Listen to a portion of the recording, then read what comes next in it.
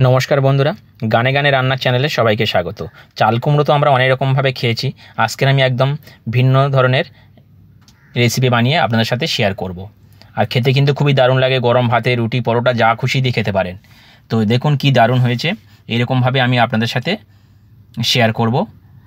আর একদম নিরামিষ রান্না, একদম নিরামিষভাবে আমি আপনাদের সাথে শেয়ার করব এই রেসিপিটা। আর দেখুন কি দারুণ হয়েছে দেখতে, আর খেতে কিন্তু খুব সেই লাগে। একদম সিম্পলভাবে আমি আপনাদের সাথে শেয়ার করব বন্ধুরা। তা চলুন আমি কীভাবে বানাচ্ছি সেটা আপনাদের সাথে শেয়ার করি বন্ধুরা। তা চাল কুমড়োর জন্য আমি এখানে একটা ছোট চাল কুমড়ো নিয়েছি, একদম কচি দেখে নিতে হবে, বেশি বুড়ো হলে কিন্তু ভালো লাগে না খেতে। চাল কুমড়ো আপনারা সবসময় কচি দেখে নেবেন, আমি কচি দেখে নিয়েছি। আর এটা আমি এখন প্রথমে আমি ওপরে খোসাটাকে ছাড়িয়ে নেব। আর একদম এরকম কচি দেখে নেবেন বন্ধু, দেখুন একদম কচি, কি দারুণ দেখতে চাল কুমড়োটা। আর এইভাবে আমি এখন একটা প্লেয়ারের সাথে ছাড়িয়ে নেব চাল কুমড়োটা। প্রথমে উপরটা এইভাবে ছাড়িয়ে নিতে হবে। পুরো চাল কুমড়োটা আমি এইভাবে ছাড়িয়ে নিলাম। নিয়ে আমি চাল কুমড়োটা এখন ভালো করে ধুয়ে নেব। এই ছাড়ানোর পরে কিন্তু আমি চাল কুমড়োটা ধুয়ে একটা গ্রেটার দিয়ে আমি এটা গ্রেট করতে থাকবো। দেখুন একদম আমি ধুয়ে পরিষ্কার করে নিয়েছি। আর এই গ্রেটার দিয়ে এইভাবে আমি ধুলো ধুলো করে, আপনারা ছোটো গ্রেটার দিয়ে বা কুচি বটি দিয়ে যদি কুচাতে পারেন বা চাকু দিয়ে কুচাতে পারেন, আপনারা কুচিয়ে নিতে পারেন। আমি এইভাবে গ্রেটার দিচ্ছি, তাহলে সুবিধা হবে, একদম মিহি মিহি হয়ে যাবে, কুচো হয়ে যাবে।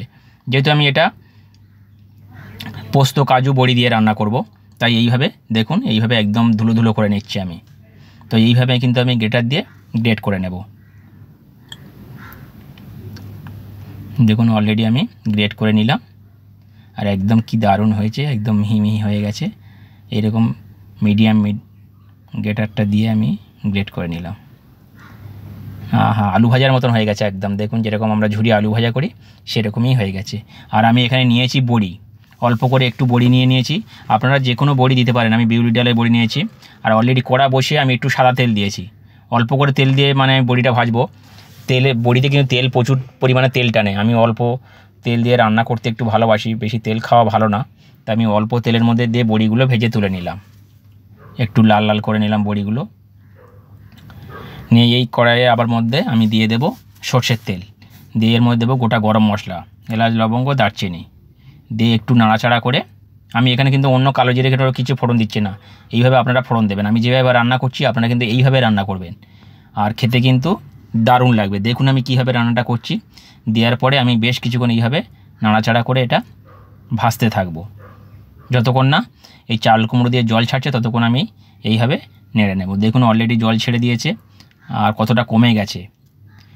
আমি এখন অ্যাড করে দেবো এর মধ্যে ভেজে রাখা বড়িগুলো সবসময় একটু আগে দেবেন, তাহলে আর জল দিয়ে সিদ্ধ করার দরকার নেই। এর মধ্যে যে জলটা ছাড়বে সেই জলে কিন্তু এই বড়িটা সিদ্ধ হবে, আর বড়িটা অনেকটা একদম সফট হয়ে যাবে। তো দিয়ে আমি এখন এটা এখন ঢাকা চাপা দিয়ে বেশ কিছুক্ষণ রেখে দেবো, 5-7 মিনিট। 10 মিনিট লাগতে পারে, 7 মিনিট লাগতে পারে। তা ফিরে এলাম আমি 5-7 মিনিট পরে। দেখুন বড়িগুলো ফুলে ফুলে গেছে আর অনেকটা কমে গেছে, জল ছেড়ে দিয়েছে। আমি এখন অ্যাড করব কাঁচা লঙ্কা, কয়েকটা কাঁচা লঙ্কা। ঝাল যেমন খাবেন সেই পরিমাণে আপনারা এখানে ঝালটা দেবেন। আমি দিয়ে দেবো অল্প করে লবণটা আমি একটু পরে দিলাম, আগে লবণ দিলাম না, কেন জলটা ছাড়ার পরে আমি লবণটা দিলাম। দিয়ে আবারও বেশ কিছুক্ষণ এইভাবে আমি ভাজতে থাকবো। যত ভাজবেন কি তত খেতে ভালো লাগবে। চাল কুমড়োর হচ্ছে এটাই প্রসেস রান্নার। এইভাবে ভাজতে ভাজতে রান্নাটা অলরেডি কমপ্লিট হবে। আবারও আমি ঢাকা চাপা দিয়ে রেখে দেবো বেশ কিছুক্ষণ, তাহলে বড়িটাও সিদ্ধ হবে, চাল কুমড়োটা অলরেডি হয়ে যাবে। দেখুন আবারও ফিরে এলাম 5-7 মিনিট পরে। দেখুন অনেকটা কমে গেছে, আরও অনেকটা কমে গেছে। দেখুন এইভাবে আমি রান্না করতে থাকবো, ঢাকা চাপা দিয়ে দিয়ে দিয়ে দিয়ে রান্না করব। গ্যাসটা কিন্তু লো টু মিডিয়ামে রাখতে হবে, হাই রান্না দিলে কিন্তু পুড়ে যাবে, আর এগুলো চাল কুমড়োটা হবে না, অলরেডি পুড়ে যাবে।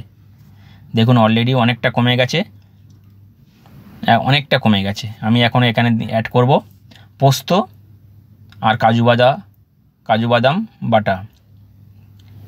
বাটা দিয়ে দেব। বেটে রেখেছিলাম কাজু বাদাম আর পোস্ত প্রায় 3 চামচের মতন, সেটা দিয়ে দেব। 3 চামচের বেশি হবে। দিয়ে কিন্তু আবারও বেশ কিছুক্ষণ এইভাবে ভাজতে হবে, নাহলে কিন্তু এই পোস্ত আর কাজু বাদামের একটা কাঁচা গন্ধ থেকে যাবে। কিন্তু এইভাবে অনেক অনেকটা সময় ধরে আবারও নাড়ব, যতক্ষণ না এই চাল কুমড়ো দিয়ে তেল ছাড়ছে ততক্ষণ এইভাবে নাড়তে হবে লো টু মিডিয়াম আঁচে। আপনারা কিন্তু এইভাবে নাড়তে থাকবেন। দেখুন আমি কিন্তু এইভাবে নাড়তেই রয়েছি, আর অলরেডি এই চাল কুমড়ো দিয়ে একটা তেল ছাড়তে থাকবে। এইভাবে নাড়তে নাড়তে অলরেডি রেডি হয়ে যাবে। আর ঠিক নামানোর আগে আমি এখন দিয়ে দেবো বন্ধুরা, একটু দিয়ে দেবো চিনি, স্বাদ অনুযায়ী চিনি দিয়ে দেবেন। যদি আপনারা চিনি না খেতে চান তারা স্কিপ করতে পারেন। চিনি দিলে কিন্তু টেস্টটা অনেক গুণ বেড়ে যায়। এইভাবে চিনি দিয়ে আর একটু নাড়াচাড়া করে নামিয়ে নিলে রেডি হয়ে যাবে চাল কুমড়োর পোস্ত রেসিপিটা। আর এটা গরম গরম ভাত, পরোটা, রুটির সাথে খেতে পারেন, দারুণ লাগে বন্ধুরা। তো কেমন লাগলো রেসিপিটা আপনারা আমাকে কমেন্টের মাধ্যমে জানাবেন। আর নতুন বন্ধুরে প্লিজ চ্যানেলটা সাবস্ক্রাইব করে পাশে থেকে যাবেন। দেখুন এরকম হয়েছে, আমি এখন সার্ভ করে আপনাদেরকে দেখাবো। তাহলে বন্ধুরা আপনারা কিন্তু বাড়িতে ট্রাই করবেন এইরকমভাবে আমি যেভাবে রান্নাটা করলাম এইভাবে। তাহলে আজকের মতন বিদায় নিই, সবাই ভালো থাকবেন, সুস্থ থাকবেন। দেখুন এরকমই হয়েছে। Bye bye, tata.